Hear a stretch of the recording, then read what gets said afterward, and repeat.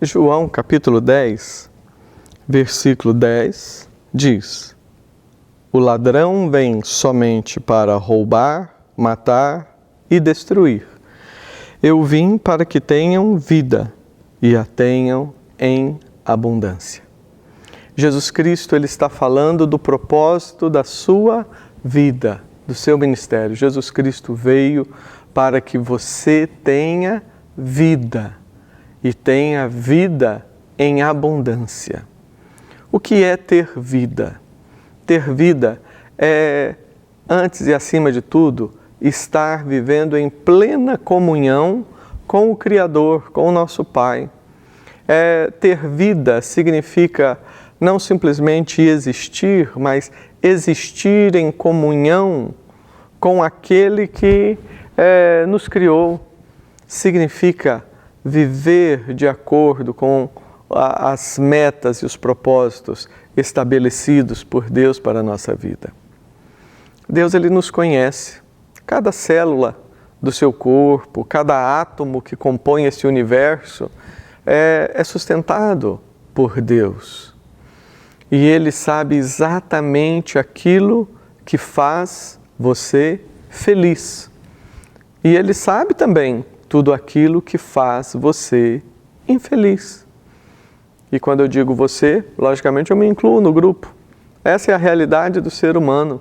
Nós nascemos e vivemos perseguindo esta coisa que nós chamamos de felicidade. Jesus diz: o ladrão vem somente roubar, matar, destruir. Ele está se referindo aqui à ação das trevas, ele está se referindo a Satanás, dizendo que há algo mal nesse mundo que, na verdade, não quer nos levar para a felicidade. Pelo contrário, está procurando nos destruir a cada dia. E quantas vezes nós nos deparamos com reações estranhas dentro de nós mesmos, do nosso próprio coração. Quantas vezes você já fez algo, ou nós já fizemos alguma coisa que depois nós ficamos pensando, como é que eu fui capaz de fazer determinada coisa?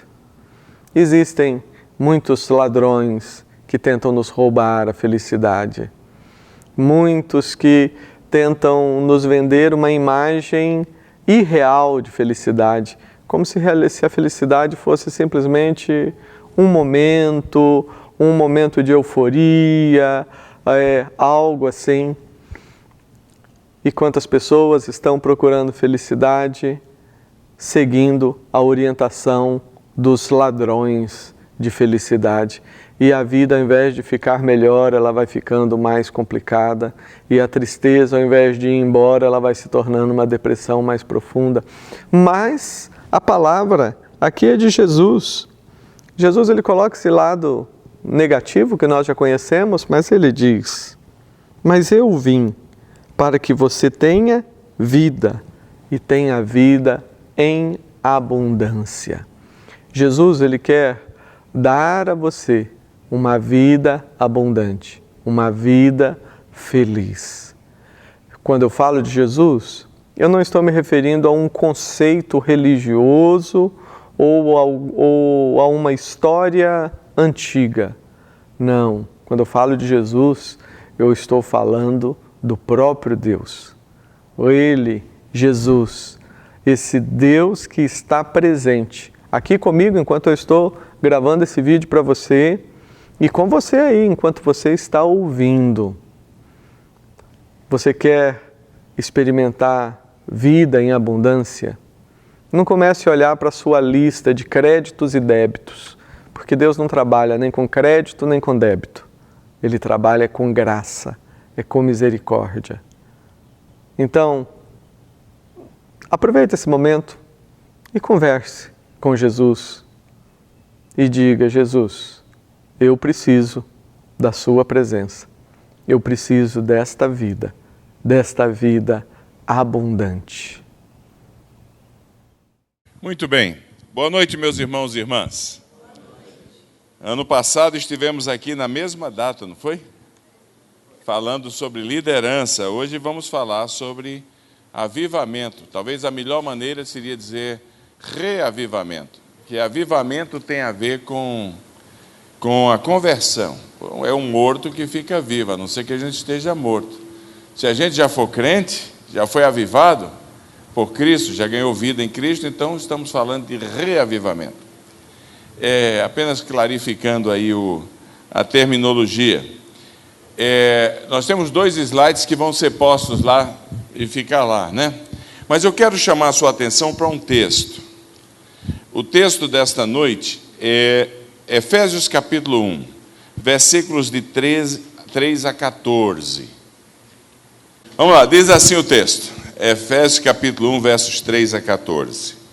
Bendito o Deus e Pai de nosso Senhor Jesus Cristo, que nos tem abençoado com toda sorte de bênção espiritual nas regiões celestiais em Cristo, assim como nos escolheu nele, antes da fundação do mundo, para sermos santos e irrepreensíveis perante ele, e em amor nos predestinou para ele, para a adoção de filhos, por meio de Jesus Cristo, segundo o beneplácito de sua vontade, para louvor da glória de sua graça, que ele nos concedeu gratuitamente no amado, em quem temos a redenção pelo seu sangue, a remissão dos pecados, segundo a riqueza da sua graça, que Deus derramou abundantemente sobre nós, em toda a sabedoria e prudência, desvendando-nos o mistério da sua vontade, segundo o seu beneplácito que propusera em Cristo, de fazer convergir em Cristo, na dispensação da plenitude dos tempos, todas as coisas, tanto as do céu como as da terra. Em Cristo, digo, no qual fomos também feito herança, predestinados segundo o propósito daquele que faz todas as coisas, conforme o conselho da sua vontade, a fim de sermos para o louvor da sua glória, nós, os que de antemão esperamos em Cristo, em quem também vós, depois que ouvistes a palavra da verdade, o evangelho da vossa salvação, tendo nele também crido, fostes selados com o Espírito Santo da promessa, o qual é o penhor da nossa herança, até ao resgate da sua propriedade, em louvor da sua glória. Amém. Texto lindo, texto maravilhoso. Não há na língua grega um ponto aí, é tudo ponto e vírgula, vírgula. É como se o apóstolo tivesse tomado um ar muito profundo, respirado muito profundamente, enchido o seu diafragma de ar e começasse a expressar as suas convicções a respeito de Deus, de quem é Deus, o que Ele tem feito em nós, o que Ele fará em nós, nesses versículos. No final ele fez, ufa, e aí pôs um ponto. Porque é muito longo esse texto, mas é lindíssimo. O tema que está posto diante de cada um de nós é o tema do reavivamento. Reavivamento, meus irmãos, é obra divina, não tem mágica. A gente não consegue, eu tenho visto por aí afora algumas pessoas dizerem assim, vamos fazer 40 dias de jejum e vai cair fogo do céu. Você já viu isso ou não? Isso é mágica. Isso é mágica, você está criando uma fórmula para ações divinas. Se você jejuar 40 dias e orar 40 dias, primeiro, você vai morrer. Provavelmente, são muitos poucos os que aguentam. Eu estou precisando, eu tenho um reforço de caixa aqui, que eu posso jejuar 80 dias. Ainda vai ter reserva aqui, viu? Não é fácil não, companheiro. Mas nós, cristãos, criamos muitas fórmulas para alcançar algo muito rapidamente. A gente cria. Se você jejuar, como eu falei, 40 dias, você der o dízimo, você vai alcançar dinheiro na sua conta que você nem imagina. Já viu isso? Vai multiplicar por 1000, devorador, parece filme de terror. O devorador vai ser destruído, a abundância virá. A gente cria as mágicas para respostas rápidas. Somos mestres em criar fórmulas. Então, o criar fórmula é uma religiosidade popular que muitas vezes não está na Bíblia. Não está na Bíblia. Mas nós vamos inventando, a gente vai. Eu fui visitar uma casa onde a mulher falou que a Bíblia nunca fechava na casa dela. Eu falei, e aí eu entro lá, também nunca saía daquela página. A Bíblia pesava uns 40 quilos. Era aquela Bíblia de oratório, gigantesca, da Edições Paulinas, que dá dor no braço só em levantar.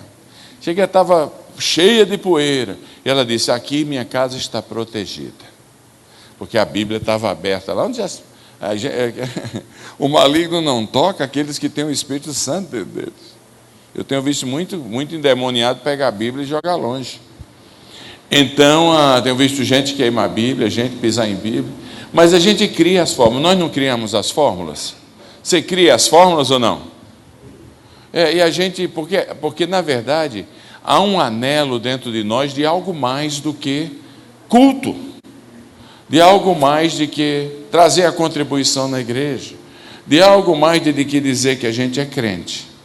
Todos nós, dentro de nós, anelamos por aquela vida em abundância que Jesus Cristo falou que a gente poderia ter. É verdade ou não? A gente é um bando de fracassados, essa é a verdade. A gente anela dentro da gente por algo diferente. Não é possível, se Jesus falou que tem isso aí, então tem que ter, por que é que eu não estou vivendo? Aí a gente cria as fórmulas e escapa das disciplinas. Não disciplina na punição, disciplinas espirituais que podem levar a gente a uma vida saudável. Eu leio a Bíblia de fora a fora, muitas vezes, eu sei que você também lê, e a gente descobre que quando Deus resolve trazer um movimento de despertamento no meio do seu povo, um reavivamento, Ele faz porque o povo se afastou dele. Porque o povo está distante dele. Se você ler o livro de Juízes, esse é o ciclo. Você tem Deus libertando o povo, aí através de um juiz, enquanto o juiz vive, há espiritualidade viva. Quando o juiz morre, o povo se afasta de Deus, voltam aos postes ídolos. Deus manda um poder estrangeiro para punir o povo por causa da sua desobediência. O povo se arrepende, Deus traz um novo juiz e assim vai. 300 anos de história deste ciclo. Então, quando Deus resolve trazer algo novo, mais ou menos, desculpe, a palavra talvez não seja mais própria, é quebrando o galho da gente, porque a coisa está feia. Então, na verdade, o anelo de Deus foi sempre que a gente tivesse vidas avivadas, vidas vivas, vidas saudáveis. Faz sentido ou não? Se a gente tem uma vida saudável, uma vida equilibrada cristã, uma vida avivada cristã, cheia da graça de Deus, cheia da bondade de Deus, mas cheio do entusiasmo nosso e da fé que Deus nos dá para crescer em nós, a gente não precisa de reavivamento, porque a gente já vai estar vivendo no óleo, como diz o outro. Não é assim? Então, a verdade é que o DNA das nossas vidas precisa ser alterado. Se o avivamento ou o reavivamento é obra divina, é obra nossa o clamar a Deus e nos esforçarmos por uma restauração do nosso DNA, porque tem os dois lados. Todo movimento de Deus na história humana tem o lado humano e tem o lado divino. Deus traz o despertamento e nós nos lançamos nesse despertamento e nos esforçamos o máximo possível. Melhorou assim? Está melhor assim ou não? Então, o tema desta noite é este. Olha aí, restaurando o nosso DNA para uma vida avivada, uma vida saudável.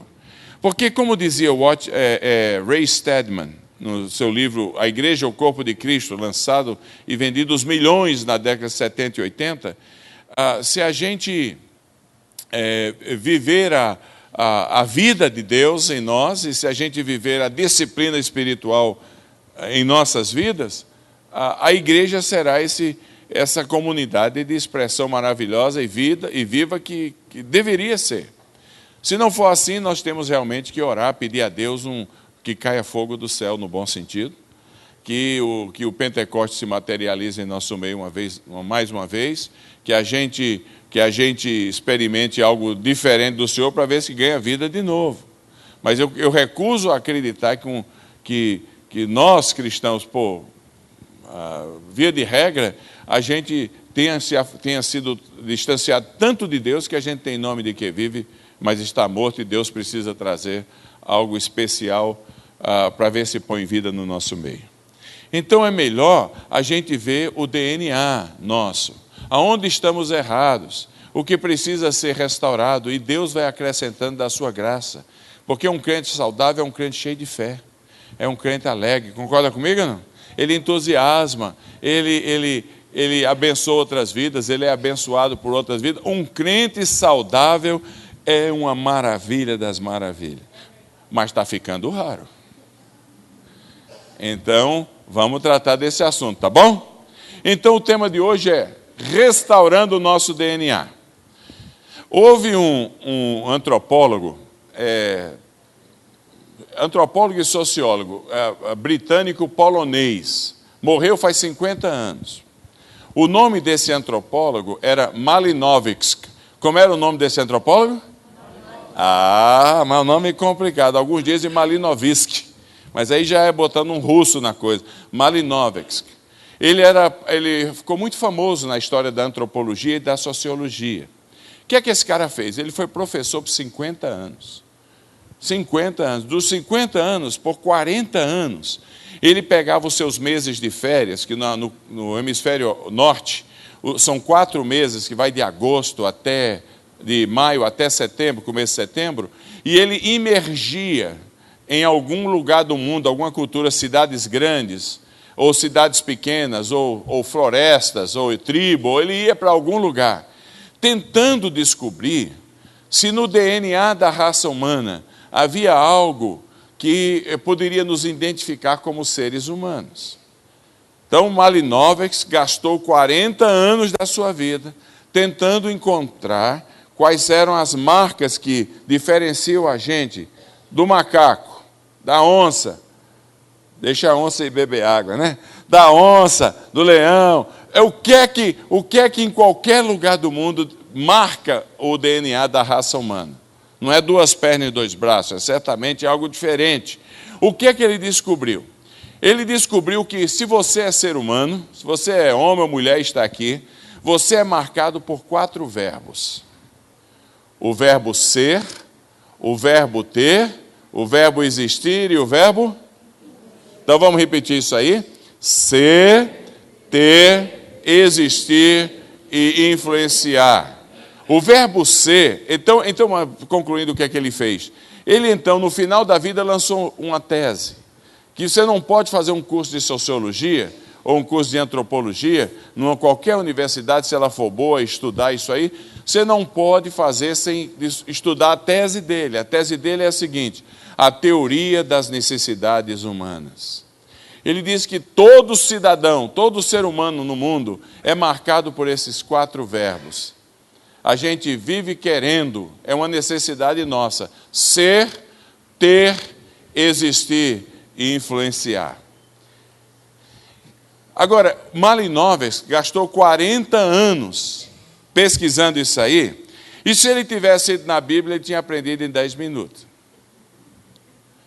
É porque quando Deus chama Abraão, em Gênesis capítulo 12, é exatamente isso que Deus diz a Abraão. Deus foi ao encontro das necessidades universais da raça humana presentes na vida de Abraão.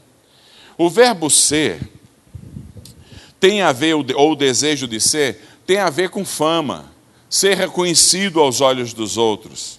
Não é verdade que a gente gosta que os outros reconheçam a gente? Sim ou não? Faça alguma coisa na igreja e ninguém diga bem feito, vê se você faz de novo. Não faz mais. Há um desejo em cada um de nós de sermos pessoas reconhecidas. O desejo da fama é tão inerente à nossa vida, o desejo de ter o nome reconhecido é tão inerente à nossa vida como a capacidade de respirar. A gente faz coisas porque a gente gosta que os outros nos reconheçam. Isso é ruim? Não é ruim. Quando Deus chama Abraão, ele diz assim: de ti eu farei o quê? Uma grande nação. Quer dizer, o nome dele ia ser reconhecido. Não tem nada errado querer ser reconhecido. Todos nós temos o desejo de sermos prósperos ou não? Sim ou não? Quando Deus chama Abraão, diz, você vai ser uma grande nação, quer dizer que vai ter nação menor. Você vai ser mais próspero do que outros. Todos nós temos dentro de nós o desejo de sermos abençoados. E coisa linda quando ele diz, sou abençoado. Sou abençoado. E Deus diz assim, eu vou fazer de você, Abraão, é um abençoado. É um abençoado. Eu vou te abençoar. Então, o que Malinowski descobriu, Deus já tinha dito a Abraão, não tem nada de errado a gente querer o reconhecimento de outras pessoas. Ser reconhecido. Tem não. O bem feito, a Bíblia diz, dai honra a quem merece honra. Reconheça a quem merece honra. Então, qual foi o primeiro verbo? O verbo? O segundo é qual?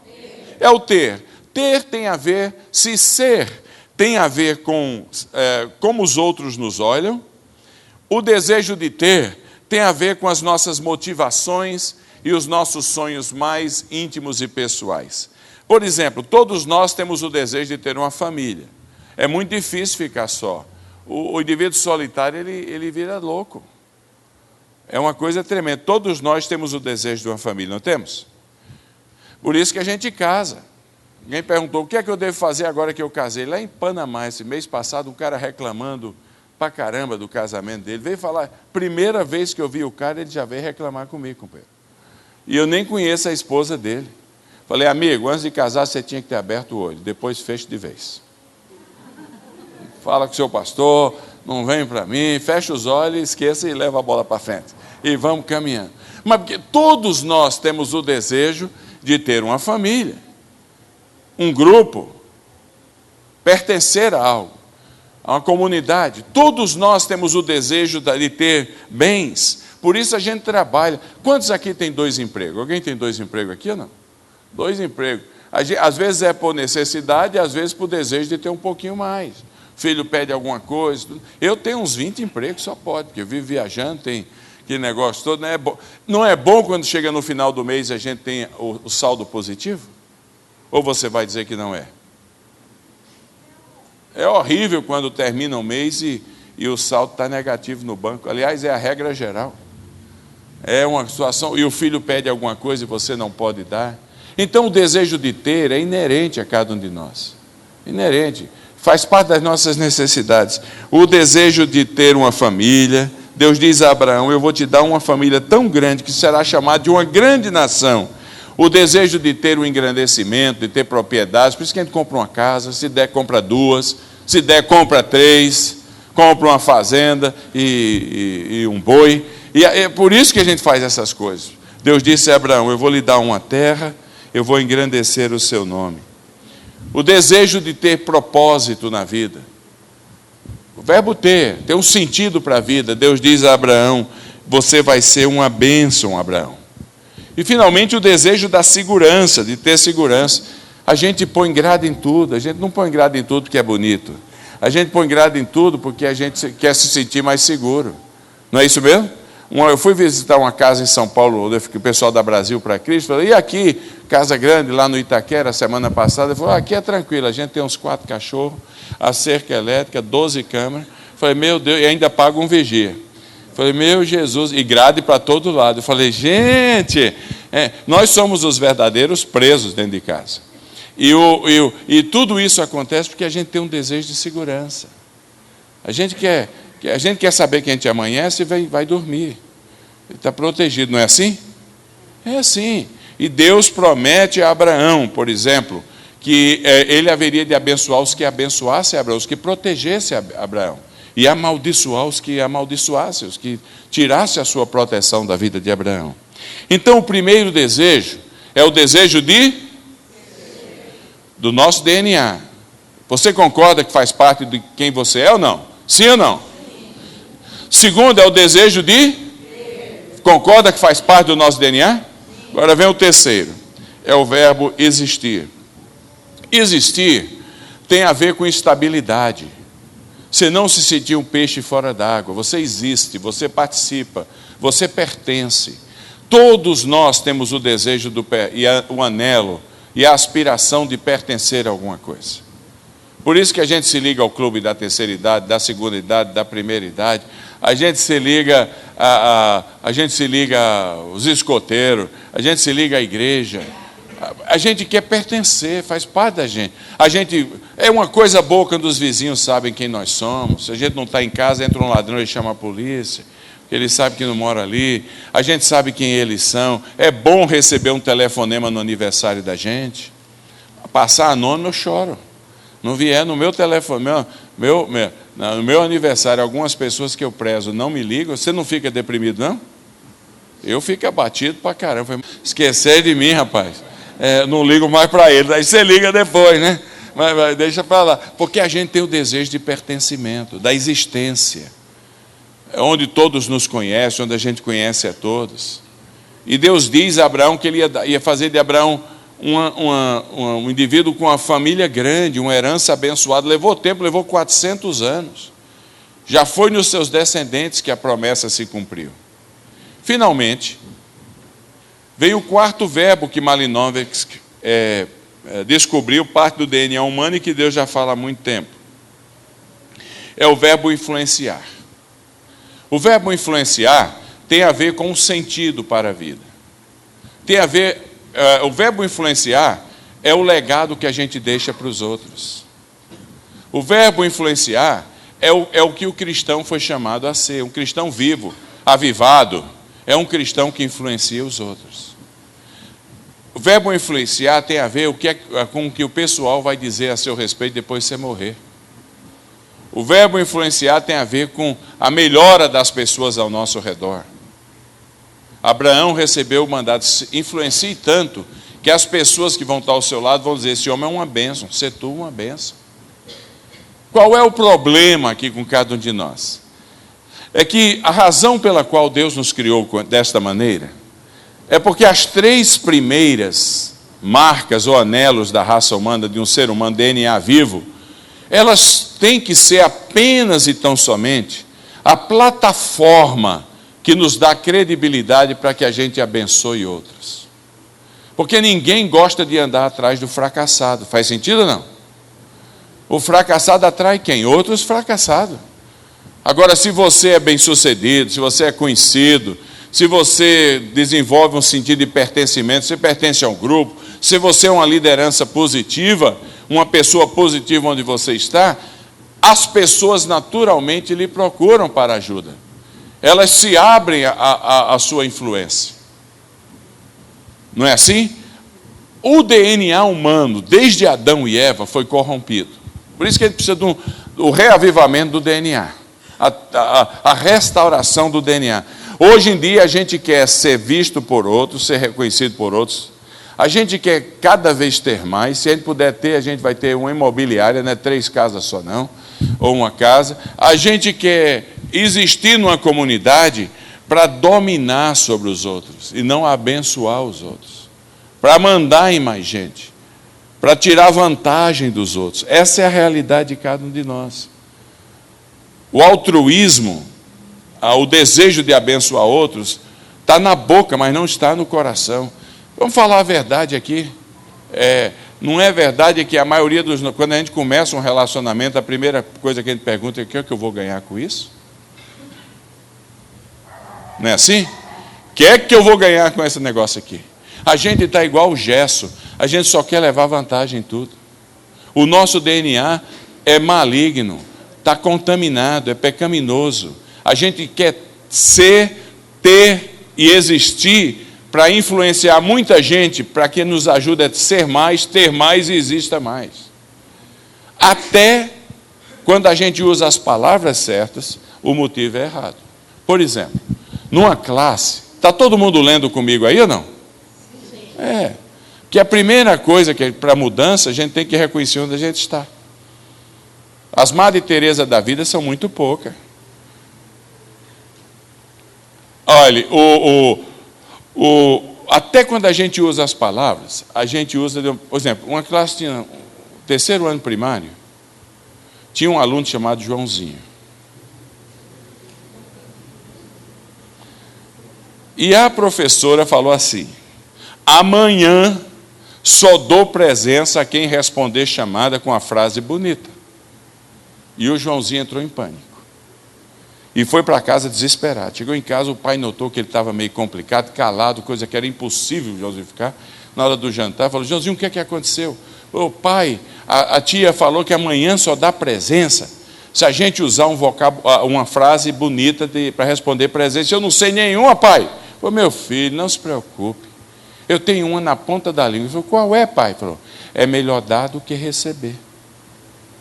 E aí o Joãozinho ficou encantado, falou: pai, como você é maravilhoso, que coisa tremenda. E ele passou o jantar inteiro, a noite inteira, nem dormiu.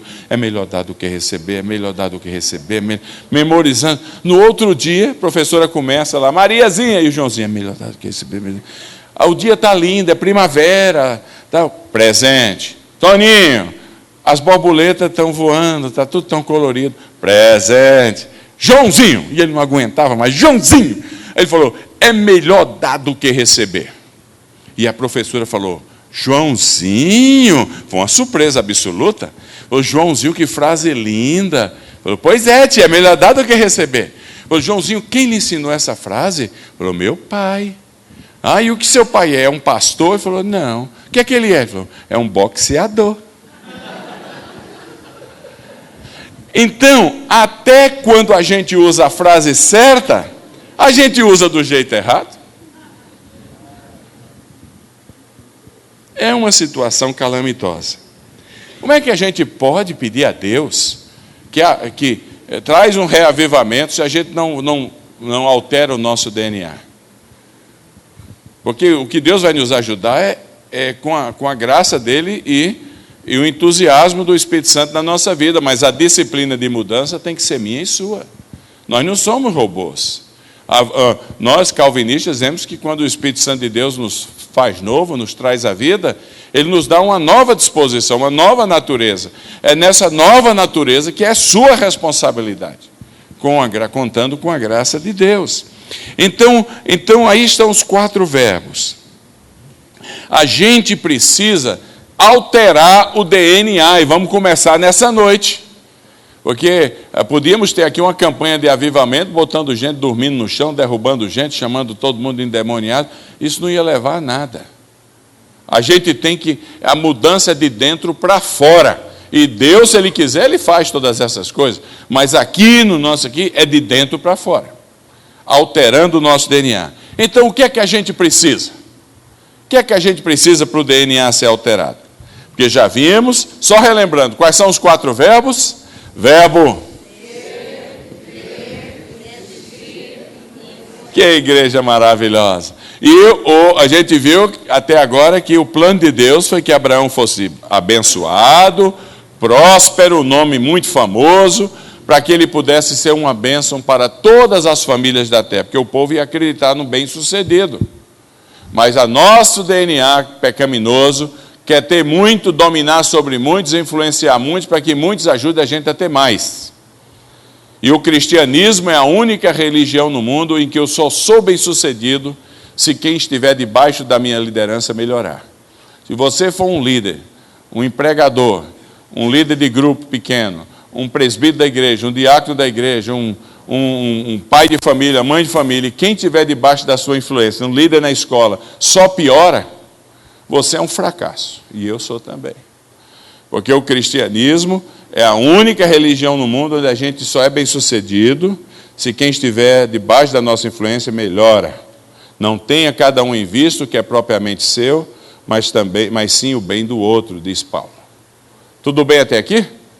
Tá. Então, agora, como é que a gente altera o DNA? E agora vem um texto que a gente leu aí. Só há uma maneira, meu irmão. Só há uma maneira, aliada a uma grande disciplina, é fazer algumas redescobertas, que nós vamos tentar descobrir nessa noite. Pelo menos 2. A primeira delas, aí é Efésios capítulo 1, que a gente leu no começo. Vai o slide segundo aí, chefe. E último. Muito bem, olha que bonito aí. Ó. Gente avivada lá embaixo. Aleluia, bastante barulho. Então, olha aí, restaurando o DNA. A gente precisa, em primeiro lugar, descobrir ou redescobrir a nossa verdadeira natureza em Cristo. Olha, há uma preposição grega chamada você não tem obrigação nenhuma de saber do grego, eu só estou citando, não é para ser esnobar, não, é apenas para ajudar. A preposição gar, ela aparece 23 vezes nesses 13 versículos. Ela significa em, com e por. É como se o Espírito Santo de Deus, usando Paulo, dissesse, eu quero, são tantas vezes que ele usa essa preposição, que ele está dizendo, eu quero que você aprenda que elas têm um sentido aí. Elas estão ligando você a alguma coisa. E essa preposição nos indica duas coisas. Primeiro, que se a gente quiser uma vida avivada, a gente tem que redescobrir a nossa verdadeira natureza em Cristo. Em Cristo. Que a gente esquece, a nossa natureza em nós mesmos, na igreja. Como há conversões para a igreja e não para Cristo? A nossa verdadeira natureza é em Jesus. Quem somos nós em Jesus? Quem somos nós em Jesus? Você sabe, Deus me deu a graça de viajar pelo mundo inteiro. Cada vez eu estou mais impressionado como tem conversão para a igreja. Como tem gente se convertendo à igreja. Você liga o programa de televisão, eu era assim, assado, só mostra desgraça. Eu era um desgraçado, tal, e passei a frequentar o quê? A igreja. Raramente, aí o cara vai dar glória a Deus, aí você dá glória a Deus. Mas toda a ênfase é em cima da conversão à igreja, não muda o DNA da gente. Quem muda é Jesus Cristo. Então, qual é a nossa redescoberta nessa noite em termos da nossa natureza? Paulo diz aí algumas coisas impressionantes, dos versículos 13 a 14. Ele diz aí, em primeiro lugar, que nós somos escolhidos em Cristo. Esse aí presbiteriano gosta dessa linguagem. Não entende, mas gosta. Somos escolhidos. A doutrina da eleição. A doutrina da eleição é uma doutrina que abençoa muitos e confunde a milhões. É uma doutrina muito confusa para muitos. Não é fácil de explicar. Como é que Deus elege uns e não elege outros? Isso é problema dele. Aí alguém perguntou para mim, você pode explicar essa doutrina? Eu falei, não tem jeito, amigo. Mas como não tem jeito? Você não é um pastor reformado, presbiteriano? Falei, é o seguinte, meu amigo, não tem jeito porque pertence à administração. Eu sou relações públicas. A minha função não é, eu não vou explicar o inexplicável. Eu apenas falo. Mas é verdade, o mundo inteiro pode escolher entre crer ou descrer. É uma doutrina que tem sido questionada e negada por muitos, e muitos têm ficado loucos, tentando explicar, perdido a cabeça. Mas muitos, ao negá-la, têm perdido a alma. Então é uma situação, não dá para explicar, pertence à administração. Mas é verdade. Eu prefiro, olha aí a liberdade humana aí, eu prefiro crer nela e saber que nos propósitos inexplicáveis de Deus, Ele me carrega nos braços dele. Não é uma maravilha? Que eu pertenço a Ele na vida e na morte, como diz o Catecismo de Heidelberg, e nada pode me tirar dos braços dele. É consolo. Eu me consolo com essas coisas, outros se escandalizam.